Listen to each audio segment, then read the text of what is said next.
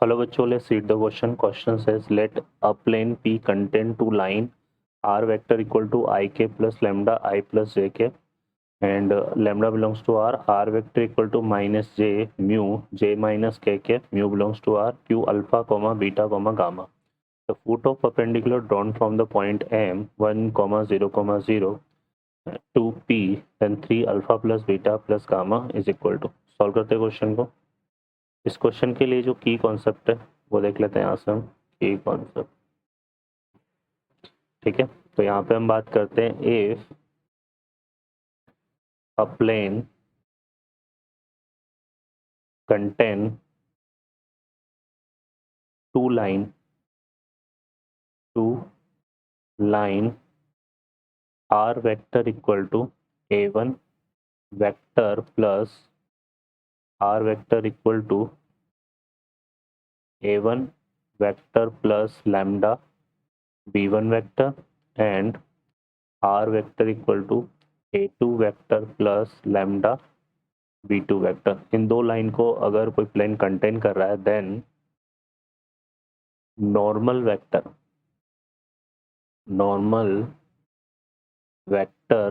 Of plane is, ये हो जाएगा हमारे पास n vector equal to b1 vector cross b2 vector. इससे उसका नॉर्मल वेक्टर डिफाइन होगा. सॉल्व करते हैं क्वेश्चन को. अब इस क्वेश्चन में यहाँ पर हमें दो लाइन क्या गिवन है, r vector equal to i cap lambda i cap plus j cap and r vector equal to minus का जे के प्लस म्यू जे के माइनस के के. ये दो वेक्टर लाइन हमें गिवन है. तो हम बात कर लेते हैं यहाँ पर नॉर्मल वेक्टर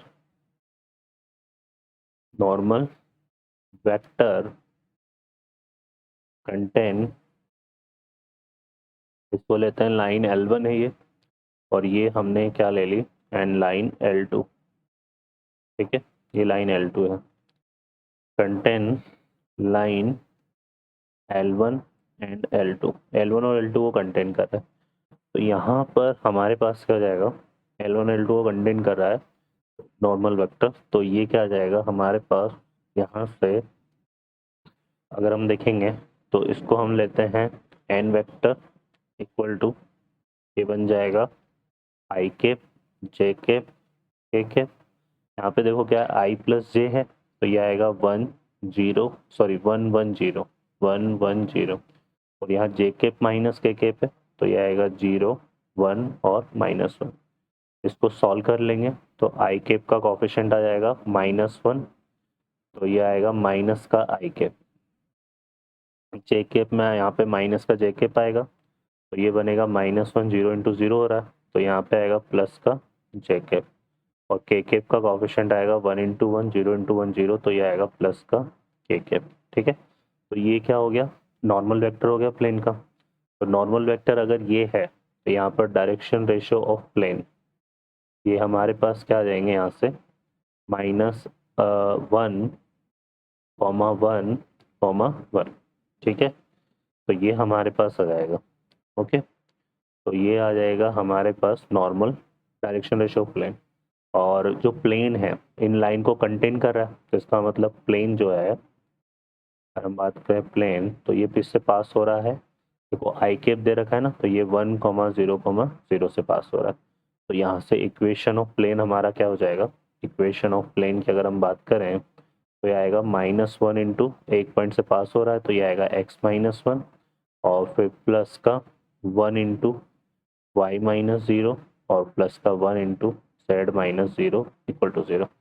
तो ये क्या बन गया हमारे पास, देखो -x plus Y plus Z -x plus Y plus Z and ये कितना आ जाएगा यहाँ से प्लस का 1 माइनस इंटू प्लस का 1 तो ये हो जाएगा +1 इक्वल टू 0. तो ये इक्वेशन ऑफ क्या आ गया हमारे पास, प्लेन P आ गया. कौन सा आ गया, ये प्लेन P. ठीक है, अब फर्दर बात कर लेते हैं यहाँ पे कि हमने क्या करा है, foot of perpendicular drawn from the point 1,1. ठीक है, और वो क्या दिया हुआ है यहाँ पे alpha comma beta comma gamma. ठीक है ना, तो हम इस प्लेन पर फुट ऑफ परपेंडिकुलर के कोऑर्डिनेट फाइंड करेंगे। तो यहाँ से अगर हम देख लेते हैं तो ये प्लेन हमने ले लिया और इस पर हमने पॉइंट एफ एम से यहाँ पर एक परपेंडिकुलर ड्रॉ कर दिया।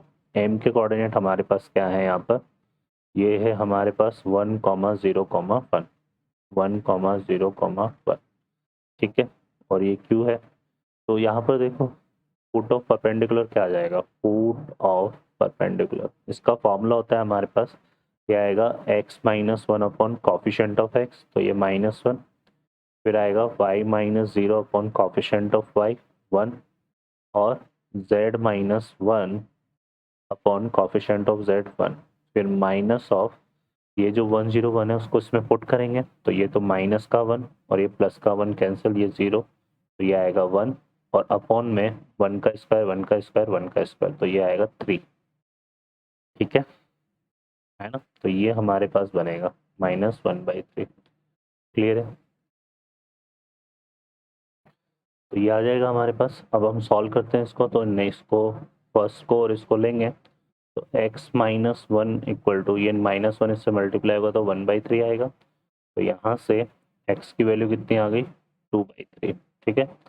फिर यहाँ पर आएगा y/1 इक्वल टू -1/3, तो y की वैल्यू कितनी हो गई -1/3 और z-1 इक्वल टू -1/3, तो यहाँ से z की वैल्यू हो जाएगी 1 माइनस ये 1 + 1/3 आएगा ना, 4/3 आएगा ये, है ना, 1 + 1/3 4/3 और ये आएगा 1 - 1/3 तो 2/3, ठीक है। तो यहाँ पर ये जो Q पॉइंट है ना इसके कोऑर्डिनेट क्या हो गए 4/3 -1/3 और 2/3, ठीक है। क्वेश्चन में हमें Q दिया हुआ है alpha comma beta comma gamma, तो अल्फा की वैल्यू 4/3, बीटा की -1/3 और गामा की 2/3। हमें वैल्यू चाहिए किसकी 3 अल्फा, तो 4/3 -1/3 + 2/3, तो 3 एलसीएम आके कैंसिल हो जाएगा, तो ये इक्वल टू आएगा 4 - 1 + 2, तो ये हो गया 6 - 1 इक्वल टू 5। तो आंसर हमारा इस क्वेश्चन का 5 होगा। ओके बच्चों, I hope you understand well, best of luck, thank you.